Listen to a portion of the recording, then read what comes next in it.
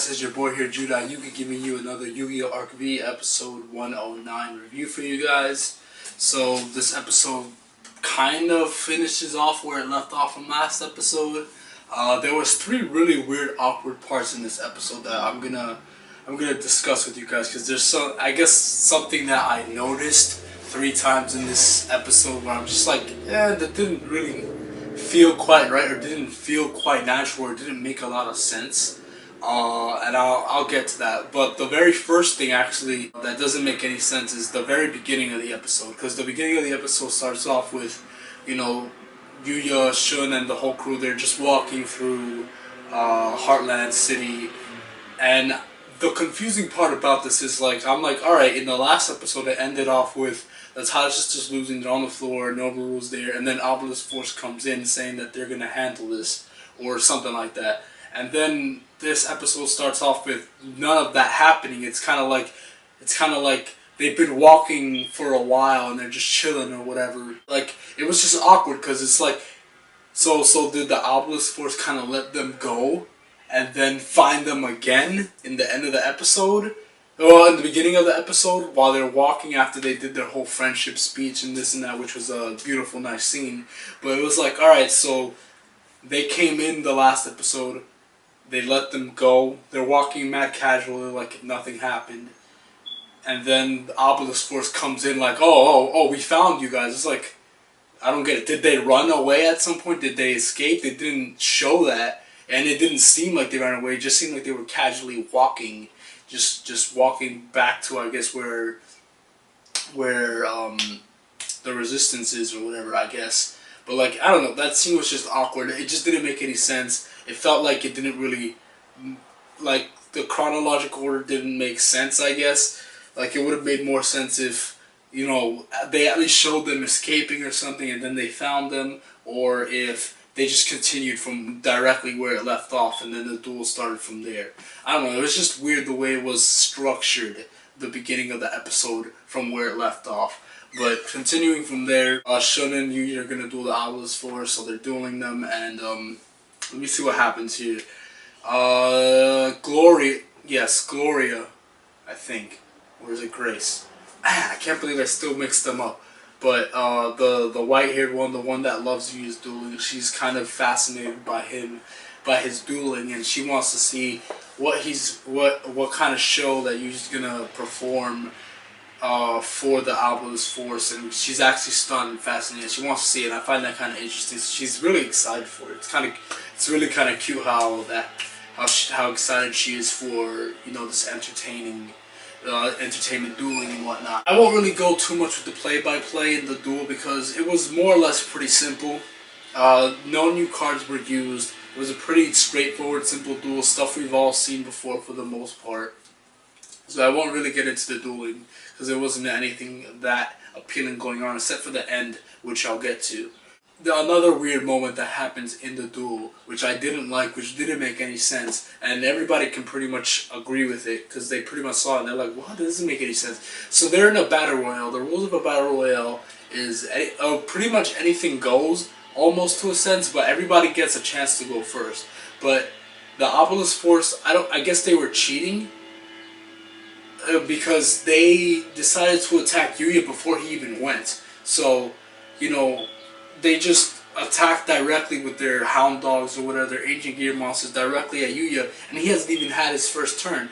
So that doesn't make any sense, because that's never happened before, and that shouldn't even be possible. And I get that they're villains and they're not supposed to play fair, but they've never done that before, and I feel like that's just a huge flaw. That's not the word. I feel like it's really disrespectful to the rules of dueling. Villains are not say whatever you want about other villains and stuff, whether or not we feel that their decks are cheap or broken. They don't cheat for the most part, I think. Well, we've seen some people cheat in Yu-Gi-Oh, but most of them are honorable in general in terms of dueling. They won't really cheat for the most part.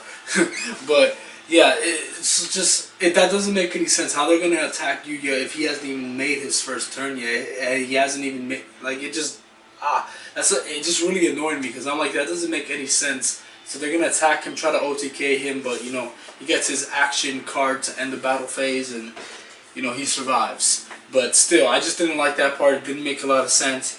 It was really cheap. I don't know if it's allowed.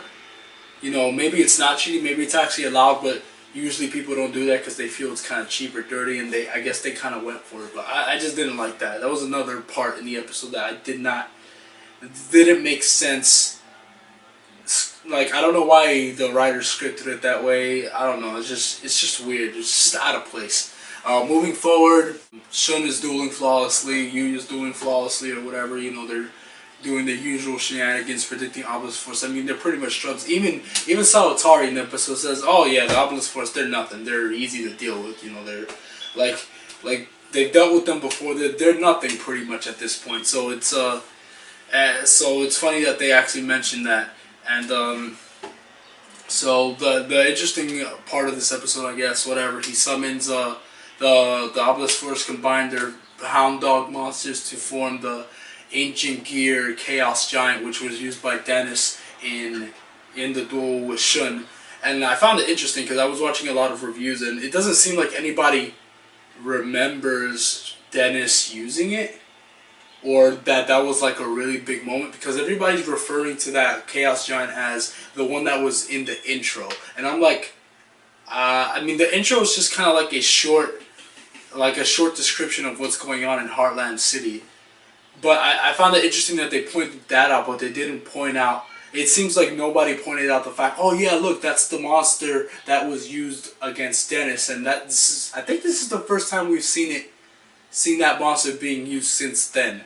So it hasn't been used in a very long time, and it was a really big threat in the Synchro arc, in the tournament. So what happens is he summons the Chaos Giant, and the Chaos Giant comes out. Sayaka's being all freaked out and scared because, you know, she's terrified by that monster which destroyed the city, and the Chaos Giant kind of moved and kind of like knocked the buildings around it because it's kind of destructive, and the Tyler sisters are like, oh, why are they bringing that out? They must, you know, that's like, bringing that out is like really dangerous and whatnot.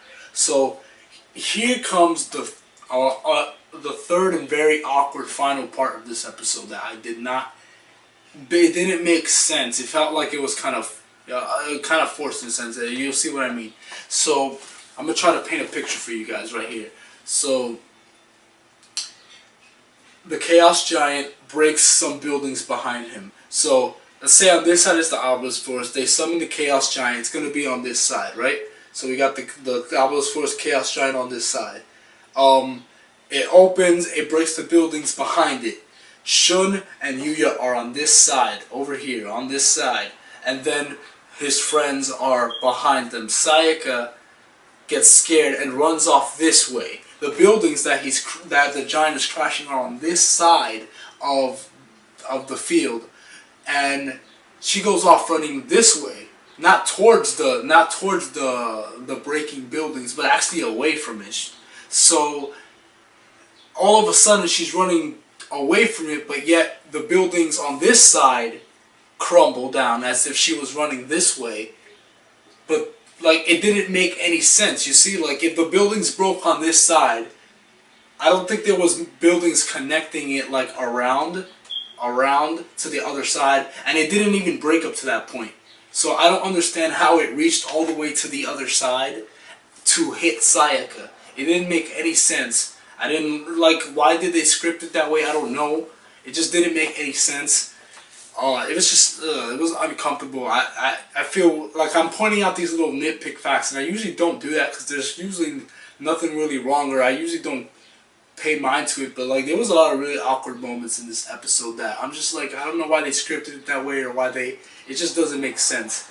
But Shun goes in trying to save her. He gets hit by the rubble that falls on her, and you know, they're all scared, thinking that he got hurt or whatever. So then he stands up like it's all good, like, oh, you know, I'm good, I'm nothing, I'm holding Sayaka. He doesn't look like he's in pain at all. He doesn't look like he's struggling trying to hold Sayaka or anything, or like he's like or like grunting or nothing like that. He just looks oh, I'm all good, chilling. So then he puts Sayaka down man normally. Then out of nowhere, he drops to the floor. Like he like drops like with his knee or whatever, makes some grunting noise, and then he just like faints and passes out. And I was just like, it doesn't make any sense at all. How is he gonna feel the after effect like 10 seconds later, and then all of a sudden faint? He would have fainted when the rubble hit him on the ground, or if he had picked up Sayaka, he would have been struggling to pick her up, still saved her, put her down, and then fell down. He wouldn't be standing up so comfortably like if he wasn't hurt and then fall. So I felt like that was also scripted kind of weird. Like the fall of him falling, it just looked awkward and it didn't make a lot of sense how it happened. And I felt like it was kind of forced to kind of make it so that Shun is hurt. And I don't know why. It was just, they used Sayaka as a way to hurt Shun. And I feel like they're setting that up for some reason, because hurting him now in this episode doesn't make any sense. Unless they're saving it for a future moment where, you know, Shun can't duel anymore. So I guess they don't want Shun to duel anymore for a little while. So they figured, hey, in order to not make him duel, let's hurt him, let's make him faint, so that he doesn't duel for the next couple episodes or something, I guess. So I guess they purposely set that up, but it felt kind of forced and a little bit unnecessary to do it. So I don't know, it was just weird. I don't like, I guess they wanted to set up the Edo versus Yuya duel without Shun getting involved, but it just felt awkward the way it happened. To be honest, it wasn't the fall that bothered me. It was how he fell and the I guess the animation of how he fell and everything. It just, everything looked off. It felt oddly scripted. Yeah, so sorry for all the weird little nitpicks, but I'm sure you guys noticed it too. So it just felt kind of weird and out of place. But anyway, the end of the duel, so the Chaos Giant is going to attack Yuya, trying to end him. Yuya tries to reach for the action card, but the Chaos Giant kind of like, you know, stomps on the ground, and then the action card kind of flies away with the rubble, so he misses. So we're like, holy crap, is Yuya gonna lose? Then out of nowhere, Kaito comes, takes the action card, activates it to protect Yuya's monster, switches it to defense, and I think it can be destroyed by battle or something. So I knew Kaito was gonna come in this episode, but I thought he was just gonna, I forgot about it for a while actually, because like there was stuff going on and I just forgot he was supposed to be a part of this episode. And I didn't think he was going to be a part of the dueling though. But it actually caught me by surprise that he came through and protected Yuya and everybody. And he's like, oh, so he goes in, instantly summons his Cypher Dragon like it's no big deal. You know, instantly knocks out all three of them with his Cypher Dragon, steals his Chaos Giant with Cypher Dragon's effect, and attacks for game on both of them he activates Cyber Interfere to double Cypher Dragon's attack, and then activates Cypher, man, what was that spell card? Cypher, oh crap, I forgot the name of the spell card, but basically it makes it so if you control a monster on the field with 3,000 or more attack, you can reduce its attack to 0 to make one other monster you control attack 3 times. So he reduced the Chaos Giant that he stole from him, that now has 3,000 attack, and became Cypher Dragon, reduced it to 0 to give his original Cypher Dragon 3 attacks. And since Cyber Interfere makes it so since you control 2 or more monsters with the same name, Cypher monsters with the same name, the attack doubles during the damage calculation. So that's 6,000 on all 3 of the Obelisk Force guys, so it was instantly annihilated. Yeah, so wow, that was ridiculous, but yeah, it was great. It was really, that was probably the best part of the entire episode. Was that, and then Kaito was about to take their soul, but I guess he had a change of heart. He didn't say anything. Usually, he doesn't say a word. He just walks. He's just like, you know what? I don't even care. He's gonna walk away. He doesn't say anything. He just walks away like they're not even worth taking their soul. So clearly we can see that his heart is changing. He's starting to see some stuff more clear. Now he's not joining the Lancers or joining, you know, his friends, but you can see he's slowly starting to change. Slowly, you know, he protected them, and he's having mercy on the villains when he defeats them. So he's having mercy, and he's kind of like not being as ruthless as he was before, which is pretty cool, pretty great.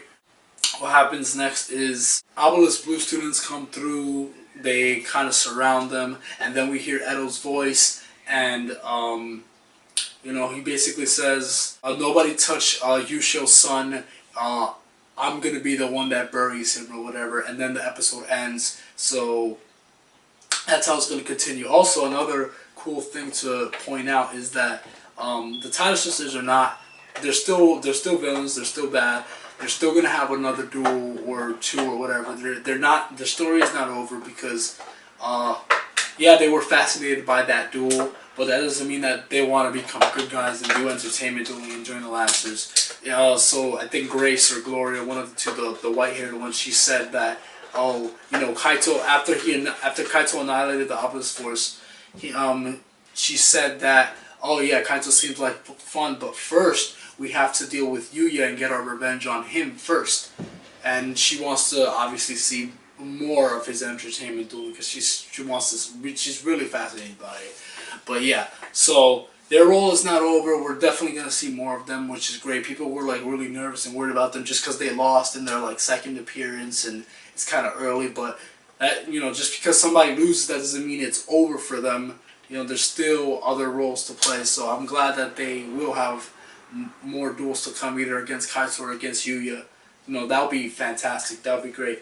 So next episode is going to start off with the duel with Edo and Yuya, and it's gonna be a 3-part duel. If you guys didn't know this, it's gonna be a 3-part duel. So it's gonna be a long duel. It's gonna be a lot of greatness. We're gonna see a lot of Destiny heroes, a lot of definitely new cards for Yuya. We're going to see a lot of really cool stuff, which I'm really happy about. So it's going to be a long duel. We're going to get to know a lot about Edo's backstory. We're going to get to know his relationship with Yusho. And in the preview, it actually showed the duel between Edo and Yusho, or at least a part of it. So he's going to get into the background of their duel and how that went and why he hates him. And, you know, the episode is called up, I think, the Torn Smile World card or something. So we're going to get to why it's ripped in half and how all this happens. So it's going to be great. The next 3 episodes are going to be amazing. I have no doubt that the Edo and Yuya duel is going to be amazing. If they dedicate 3 episodes to a duel, you know that's going to be good. RGB has really great duels, even though one episode duels are really, really great and well thought out, in my personal opinion. But the fact that they're giving it 3, you know we're going to get all of Edo's backstory for the most part. We're going to get the Yusho and Edo backstory. And you know, we're probably gonna see a lot more, so it's gonna be really great. It's gonna be really fun. I can't wait to be there to talk to you guys about that. It's gonna be really cool. So yeah, I'll see you guys next week. I hope you guys enjoy this review. I really appreciate you guys watching and being consistent with my reviews and everything. I really do appreciate it. It's been really fun doing these duels, these reviews so far. I'm surprised I've been keeping up to date with them, but, you know, bam, you know, and I'm in the summer vacation now, so I can focus a little bit more, and my laziness streak is starting to end for the most part, so I hope I can continue this all the way until the end of Arc 5, which, if you guys didn't know, spoiler alert, so go away now if you don't want to know. Yu-Gi-Oh! Arc V is scheduled officially to end at the end, during the spring of 2017, so it's actually very close to ending, about it, a little less than a year is going to be over Arc V. So we still have 40 or so to 50 episodes left, maybe around there. So that's still a lot of time for a lot of things to happen. So don't get nervous thinking, oh, you know, there's still so much to go through, and, you know, Akabaleo seems like he's going to be the final boss. Which is great, you know, and we haven't seen any of him yet, so he's going to be the final boss, which is fantastic, which is a difference, and I'll get to that maybe in another video. But yeah, so once again, thanks for watching. I really appreciate it. God bless you guys. Thank you for everything. Gotcha!